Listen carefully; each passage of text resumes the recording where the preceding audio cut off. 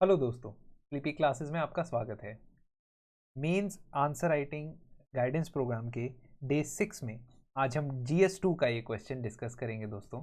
और GS2 के अंदर पॉलिटी एंड गवर्नेंस का जो टॉपिक है उसको कॉन्स्टिट्यूशन के कंपैरिजंस के कॉन्टेक्स्ट में इस आंसर को हमने डिस्कस करना है। क्वेश्चन है, compare and contrast India's constitution with other countries of the Indian subcontinent. What role has it played in sustaining democracy for 75 years. अब देखिए दोस्तों, 75 ईयर्स हमारी आज़ादी के कंप्लीट हुए 15 अगस्त को। तो उस 75 ईयर्स के कंप्लीशन के थीम के ऊपर कई सारे सवाल, कई सारे जनरल स्टडीज़ के क्वेश्चंस में पूछे जा सकते हैं आगे आने वाले समय में।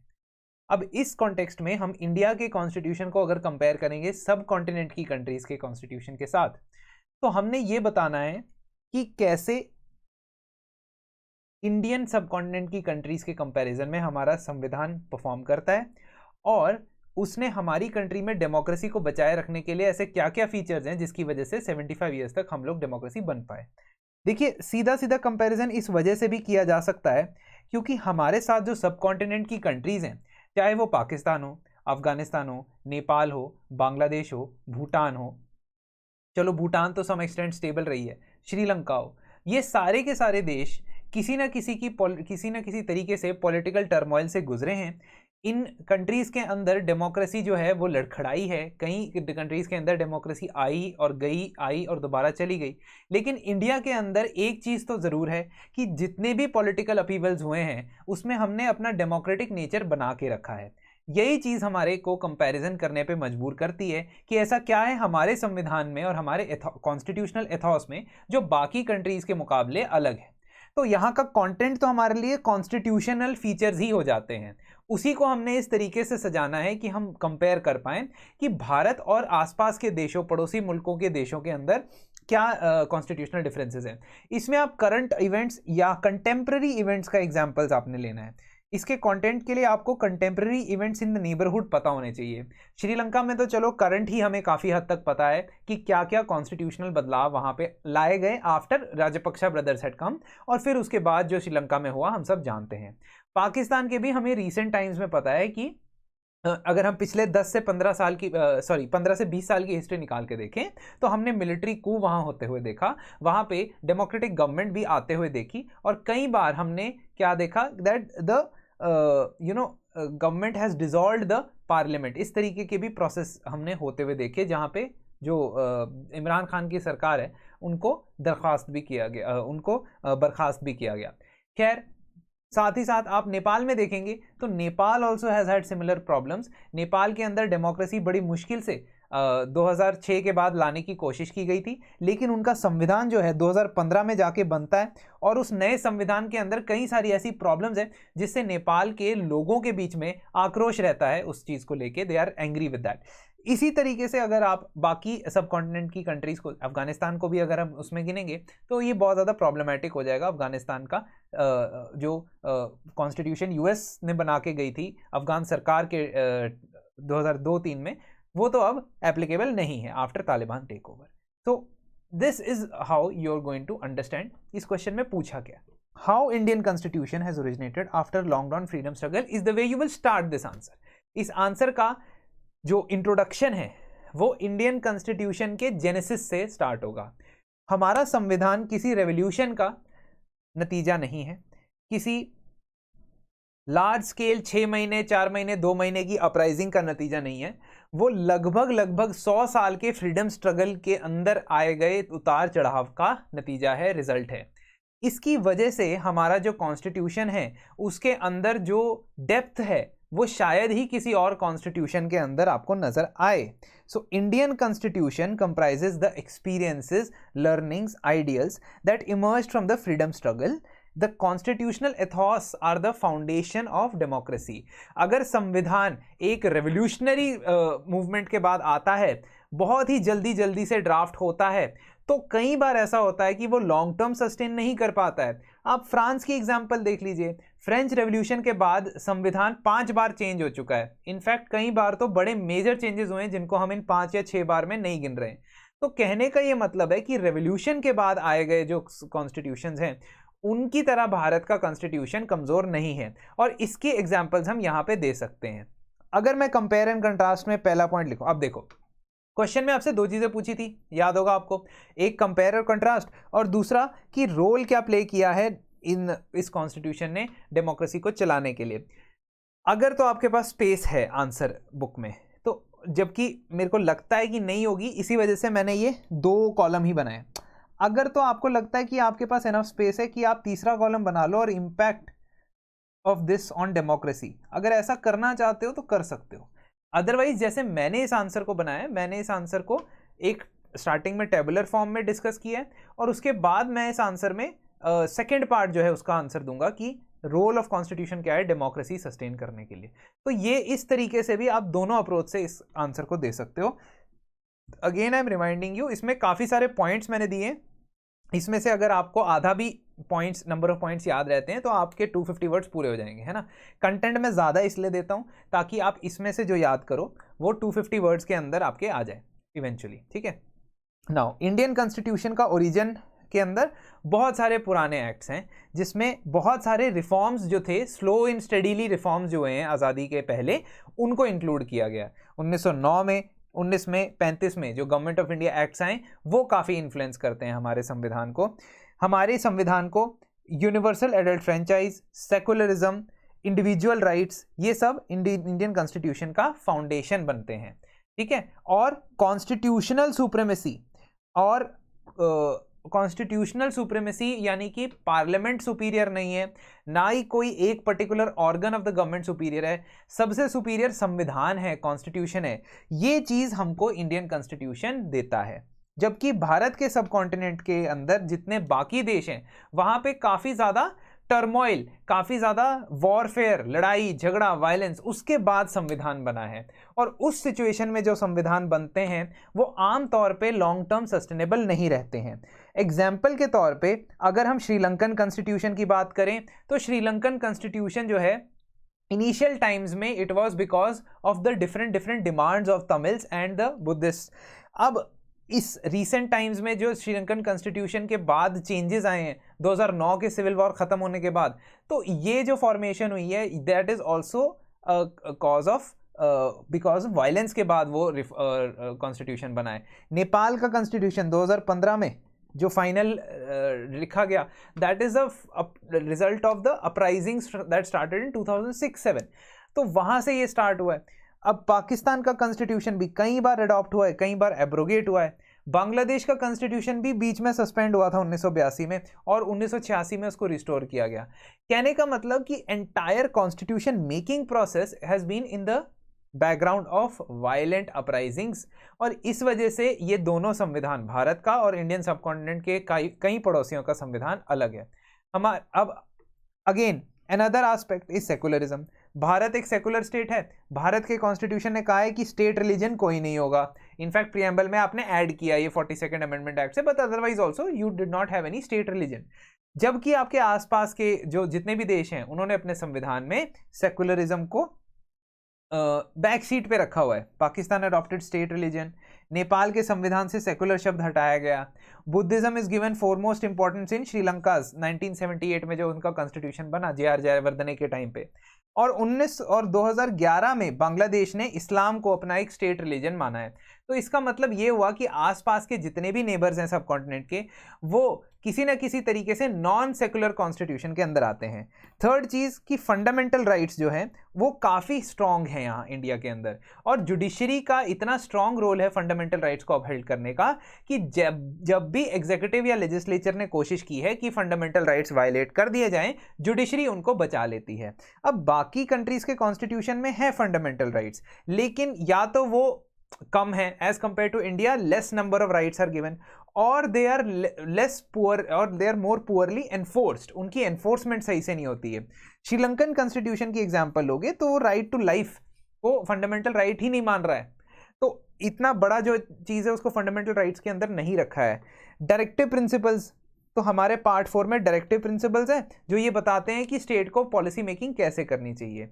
अब नेपाल, पाकिस्तान, बांग्लादेश, इन सभी कॉन्स्टिट्यूशंस में इस तरीके के प्रिंसिपल्स जरूर है, but they have already written कि ये डायरेक्टिव प्रिंसिपल्स हम शायद पूरे ना कर पाए।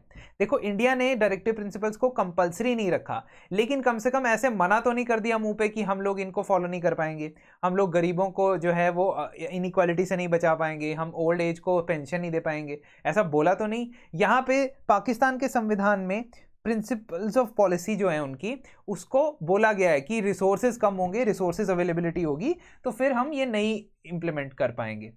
तो again directive principles also very important. Separation of powers Bharat में काफ़ी अच्छे से मेंटेन की जाती है, जबकि श्रीलंका, पाकिस्तान, बांग्लादेश, नेपाल में सेपरेशन ऑफ पावर अच्छे से नहीं होती है।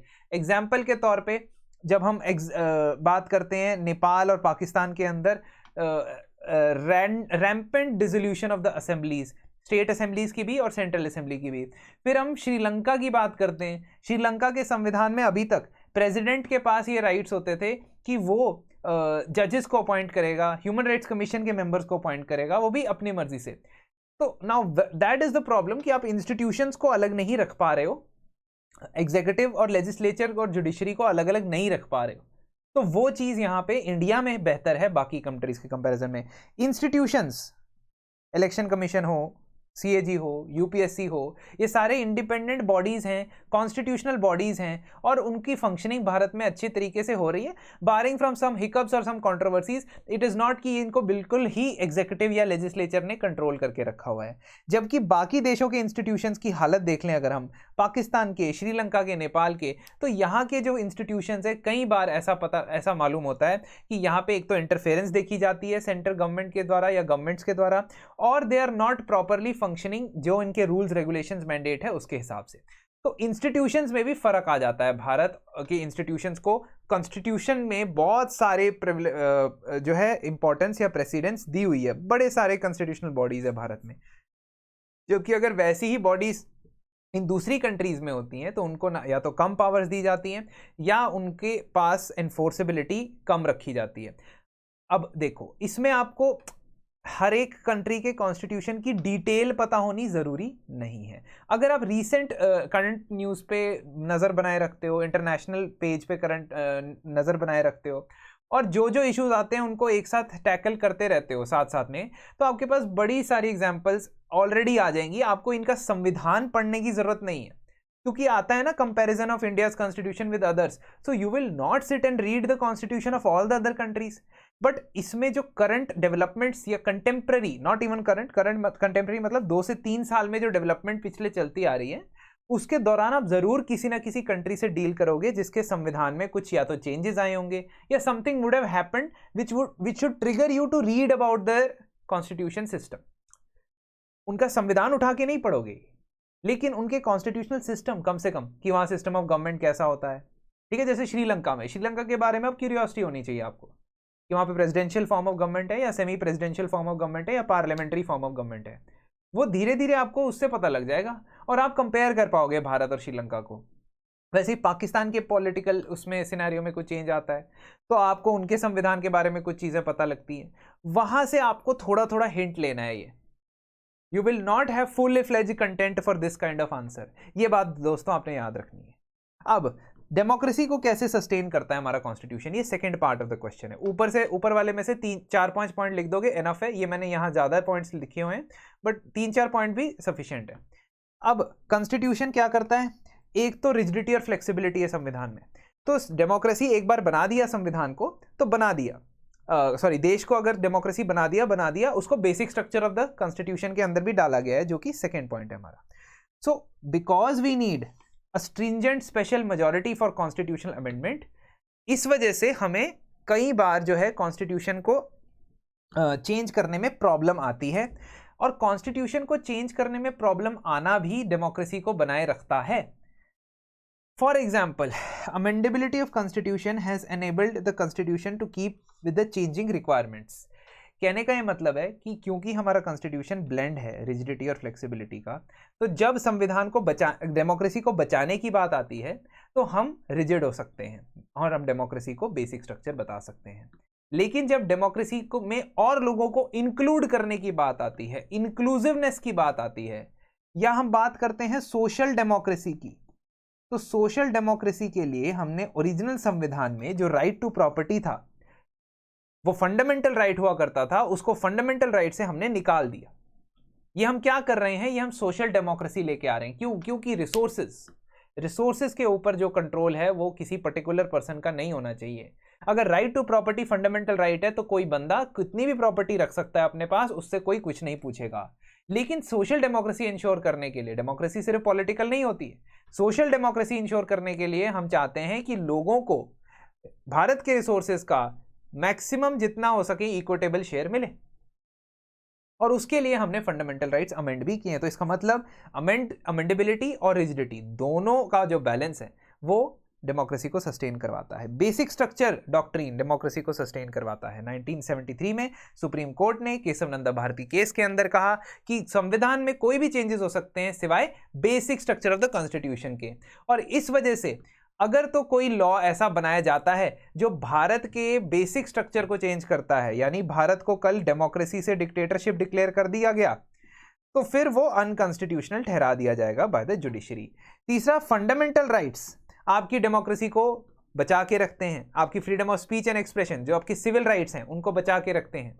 So they safeguard the individuals against the might of the state, which is the most essential part of a democracy. अगर आपके डेमोक्रेटिक राइट्स के ऊपर कोई भी उल्लंघन होता है, वायलेशन होता है, तो फिर आप सुप्रीम कोर्ट के पास डायरेक्ट अप्रोच लगा सकते हो। Why? Because part 3 of the constitution gives you the permission to do so. Similarly directive principles of state policy पहले भी डिस्कस किया, सोशल डेमोक्रेसी को प्रमोट कर रहा है, वेलफेयर को प्रमोट कर रहा है। Parliamentary form of government very very important, representative democracy, accountability to the parliament, responsibility towards the parliament, ये इंश्योर कर रहा है। तो इसी वजह से भारत में अथॉरिटेरियन गवर्नमेंट कभी भी नहीं हो सकती, क्योंकि उनको जवाबदेही देनी होती है पार्लियामेंट को, जिनको आप चुनते हैं। जुडिशरी का इंडिपेंडेंस अगेन डेमोक्रेसी को बचाए रखता है। कई बार आप देखते हो कि गवर्नमेंट ट्राई करती है रिस्ट्रिक्ट करना आपके डेमोक्रेटिक राइट्स को, ठीक है, तो जुडिशरी उसमें क्योंकि इंडिपेंडेंट है, क्योंकि उनकी अपॉइंटमेंट एग्जीक्यूटिव से होके नहीं आती है, तो वो निडर होकर फैसला ले सकती है कि क्या चीज आपके फंडामेंटल राइट्स को, आपकी डेमोक्रेटिक राइट्स को वायलेट करते हैं और क्या नहीं करते हैं। एक और बहुत ही जरूरी चीज है कि आर्म्ड फोर्सेस का जो कमांड एंड कंट्रोल है वो सिविलियन गवर्नमेंट के पास रखा गया है, वो भी डेमोक्रेटिकली इलेक्टेड एग्जीक्यूटिव के पास रखा गया है, ठीक है। तो इंडिया की न्यूक्लियर कमांड अथॉरिटी हो, इंडिया की कैबिनेट कमेटी ऑन सिक्योरिटी हो, जो हाईएस्ट डिसीजन मेकिंग बॉडीज हैं रिलेटेड टू डिफेंस, उनका अल्टीमेट कंट्रोल आपका एग्जीक्यूटिव के पास है और एग्जीक्यूटिव चुन के आता है। तो इसीलिए ये आर्म्ड रेबेलियन और कू जैसे पाकिस्तान में होते हैं, म्यांमार में होते हैं, इंडिया में अगर आइडिया आता भी है तो उसको साथ ही साथ टैकल किया जाता है, हैंडल किया जाता है। And very very important, article 326 के तहत जब आप वोटिंग राइट सबको देते हो, आर्टिकल 324 के तहत जब आप इलेक्शन कमीशन ऑफ इंडिया बनाते हो, तो फ्री एंड फेयर इलेक्शंस एक बहुत ही इंपॉर्टेंट एस्पेक्ट हो जाता है डेमोक्रेसी को आगे बढ़ाने के लिए। संविधान इसमें बहुत बड़ा रोल प्ले करता है। तो ultimately you have to say that constitution plays a very big role in ensuring and sustaining the democracy in the country. And में कंक्लूजन में क्या लिखोगे? एंड में यही लिखोगे कि हमारे कॉन्स्टिट्यूशन जो है वो डेमोक्रेसी को सेफगार्ड करता है, क्योंकि उसके जो प्रोविजंस हैं वो डेमोक्रेटिक सबवर्जन को रोकते हैं, ठीक है। आप ये भी लिख सकते हो कि eventually our democracy may be imperfect, but it is still one of the best maintained democracy. Why? Because of the constitutional basis, constitutional ethos. तो कॉन्स्टिट्यूशनल एथॉस को यहां पे आपने प्राथमिकता देनी है, प्राइमेसी देनी है। आप किसी और तरीके से भी इसको कंक्लूड कर सकते हो इस आंसर को। आप किस तरीके का कंक्लूजन इस आंसर में लिखना चाहेंगे आप कमेंट्स में बताएं, and I will also tag the best comment, जो मुझे लगता है कि बेस्ट कंक्लूजन है इस आंसर का, उसको मैं यहां पे टैग करूंगा। तो आप लोग इस तरीके से इस आंसर को डील कर सकते हैं रिगार्डिंग द कॉन्स्टिट्यूशनल कंपैरिजन।